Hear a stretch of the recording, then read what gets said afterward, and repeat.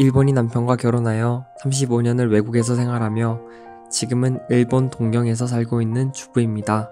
가족의 극심한 결혼 반대에도 불사하고 결혼을 했습니다. 특히 아버지가 일본어를 잘하시면서도 남편에게 결혼할 정도라면 아랫사람이 한국어를 배워야 가족과 말할 수 있다 라고 하시며 일본어의 대화에 엄격하셨습니다.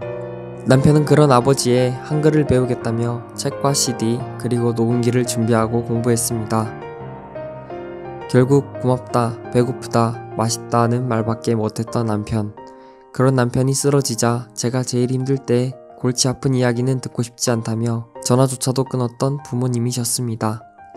병원에서 남편은 제가 소장님의 유튜브 방송을 보며 안타까워할 때 몇 년 동안 같이 여행도 한번 못 가주었다며 병원에서 며칠 있을 테니 집회에 다녀오라 하였고 저는 조국 집회 때 처음으로 집회를 가보았습니다.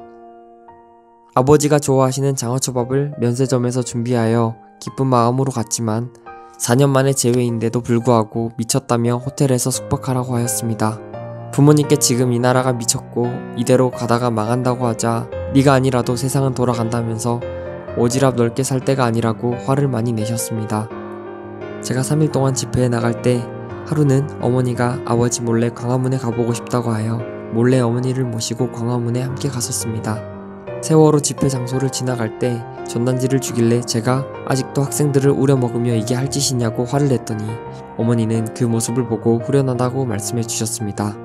하지만 그 후 동생들이 그 소식을 알게 되면서 좌파의 근성을 보이기 시작했습니다.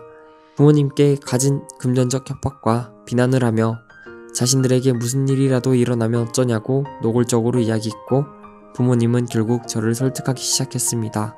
가까운 자식의 눈치를 보는 거죠. 이렇게 가족 관계가 깨어져 버렸습니다.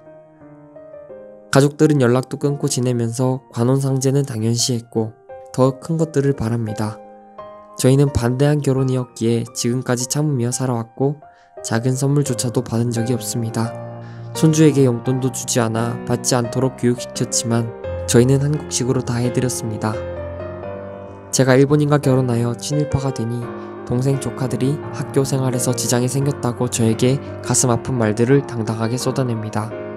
그리고 유산 받을 생각도 없었지만 포기각서도 쓰라고 합니다. 이런 가족을 저는 어찌해야 할까요? 시청자 여러분 안녕하십니까? 친절한 장수씨입니다. 자, 제가 친절한 장수씨답게 친절하게 설명을 해드리려는데 어떨 때는 약간 불친절하게 느껴질 때도 있을 겁니다. 그렇지만은 저의 불친절도 알고 보면 장기적으로는 매우 친절한 해법이 될 것이다 라고 저는 믿고 있습니다. 자, 오늘 사연을 보내주신 분은요, 두 가지 문제가 복합되어 있습니다. 한국 사회에서 전형적으로 죽을 때까지 안고 가는 가족이란 무엇인가, 이 문제하고요, 일본 사람과 한국 사회에서 결혼을 했을 때 부딪히는 이 한국의 반일적 의식, 이것들이 또 뒤섞여 있습니다. 그러니까 이 사연을 보내신 분이요, 누구인지 제가 충분히 짐작이 가는 분인데요, 이분이 겪었을 고통은 얼마나 극심했을까, 이런 부분에서 먼저 35년에 일본인과 결혼하셔서요 살아오시면서 느꼈던 부분에 대해서 위로를 보냅니다. 자, 우리 사회에서 가족이라는 것은 정말로 어떨 때는 가족이 하늘에서 내린 천운 같은 경우로 작용하고 또 어떨 때는 가족이 천형, 태어나면서부터 받은 원죄와 같은 의미로 다가올 겁니다. 지금 오늘 이 사연을 보내신 분은요, 가족이니까 우리는 어떤 모든 이해가지 않는 부분도 이해를 해야 된다고 그렇게 듣고 살아온 사람들입니다. 형제가 택도 아닌 일을 해도, 자식이 정말 폐륜적인 행태를 해도, 부모가 정말 나쁜 부모라도 가족이니까 결국은 이해하고 다 포용해야 된다. 이게 한국 사회에서 여태까지 주로 하던 이야기였죠. 그런데 가족이 남보다 못할 경우도 흔합니다, 주변에요. 그래서 맹색이 가족이지 정말 가족이라는 부분을 나는 벗어날 수 있으면 벗어나고 싶다, 이렇게 생각하는 분들도 많습니다. 저는 개인적으로 가족이라고 해서 모든 부분을 끝없이 이해하려고 하고 가족이라고 해서 이 관계를 끝까지 유지시켜 가고 할 필요가 있는가에 대해서 생각하는 사람 중에 한 명입니다. 왜냐하면 핏줄을 이렇게 블러드라인이라고 영어로 이야기를 하죠. 공유했다고 해서 도저히 이해가 가는 범주를 넘어선 매우 의아스러운 행동을 하는 가족들을 우리 이 방송을 듣는 시청자분들도 주변에서 많이 겪어볼 겁니다. 가족이 때로는 싸우기도 하지만 때로는 또 화해도 하고 티격태격 하면서도 죽을 때까지 이 가치관은 누구보다도 가까운, 그래서 새로운 생명이 태어나도 어른들이 돌아가셔도 또 어려운 일이 생겨도 또 좋은 일은 같이 축하하고 힘든 일은 같이 위로하는, 이게 가족의 본질이라 볼 수 있는데, 좋은 일에나 같이 하려 그러고 나쁜 일은 외면하고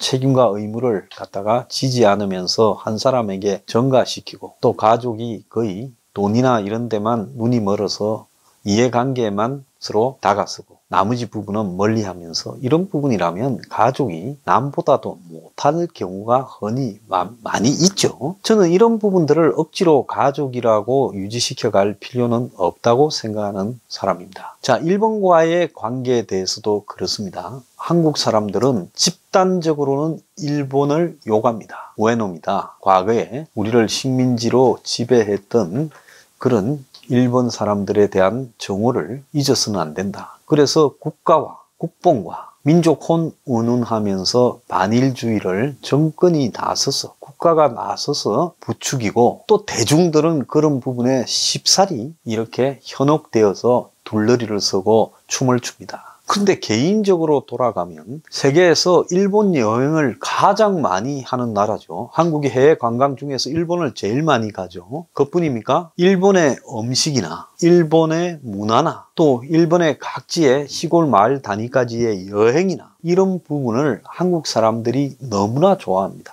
일본의 온천도 좋아하고요. 일본의 자연도 좋아하고. 그래서 일본에 가면 한국보다 값이 싸고 질 좋은 일본 음식이나 일본의 공산품이나 이런 것들이 너무 많다. 또 가면 만나는 일본 사람들이 개인적으로 속이지 않고 정직하고, 그래서 일본 사람들의 자질이 한국 사람보다 월등히 낫다고도 또 솔직히 이야기도 합니다. 자, 한국 사람의 매우 이중적인 측면이 있는 거죠. 자, 이 문제에 사연을 의뢰하신 분이 지금 얽매여 있습니다. 자, 일본 사람하고 결혼해서 말을 가르쳐서 한국 아버지들이나 가족이 다 반대한 결혼을 잘 무마하려 했지만, 현실적으로 남편이 노력을 해도 할 수 있는 말이 크게 많지 않다. 그럴 수 있죠. 그러면서 한국에 있는 가족들은 배제를 하고, 그러면서 이 한국의 자신들의 어떤 관홍상제나 이런 행사 때는 당연히 예의를 표시하라고 하고, 본인에 대해서는 철저하게 무관심하고 차단하고, 그래서 아픈 남편이 병원에 들어가면서 그 사이에 한국을 다녀오라 해서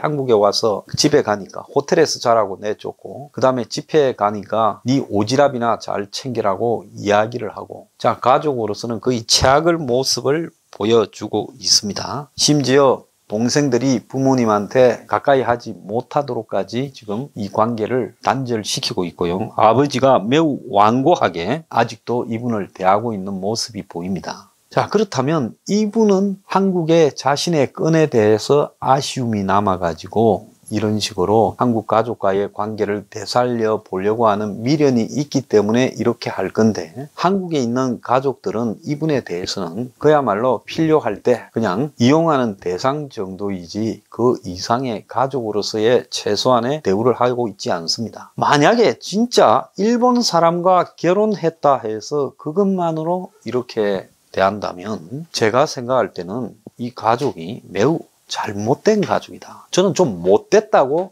생각을 하고 있습니다. 그렇다면 이런 잘못된 가족이 자신들의 생각을 바꿀 수 있을까요? 심지어 동생들은 좌파적 속성을 띠면서 어떤 이념적 색깔까지도 지금 투영해서 반의를 하고 있어요. 자, 제가 이분에게 드릴 조언은요, 좀 선을 그어야 될 타이밍이라 봅니다. 부모님의 재산 상속에 대해서 포기각서까지 쓰라고 요구하고 있는 이 가족들, 이런 가족들을 대상으로 이분이 아무리 노력해봤자 제가 봤을 때는 이 관계는 회복되기가 어려울 걸로 보입니다. 자, 그렇다면 사람들이 보면요, 다들 외롭기 때문에 끊임없이 이렇게 가족들에게도 돌아가고 또 잘해보려 노력하고 이런 생각을 가지지만, 가족들은 버린 자식 비슷하게 취급했는데 그 이유가 일본 사람하고 결혼해서 그렇다. 이거는 설사 반대했다 하더라도 결혼하고 나면 어지간한 가족이라면 이해하고요, 이제 교류하고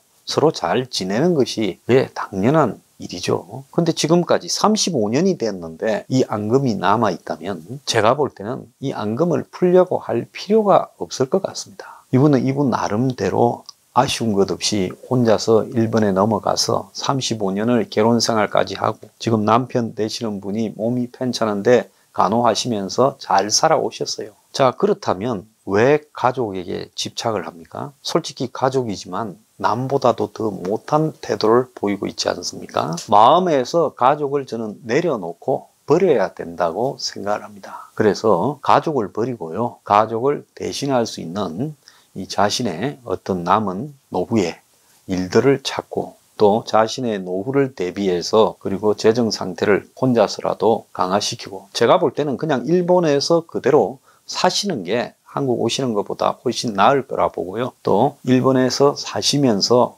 그래도 노후까지 잘 지낼 수 있는 준비를 갖추는 게 가장 중요한 것이다, 이렇게 생각을 합니다. 오늘의 처방, 자식이 일본 분과 결혼했다고 이렇게 돼, 이건 가족이 남보다 못한 거다, 과감히 단절하세요.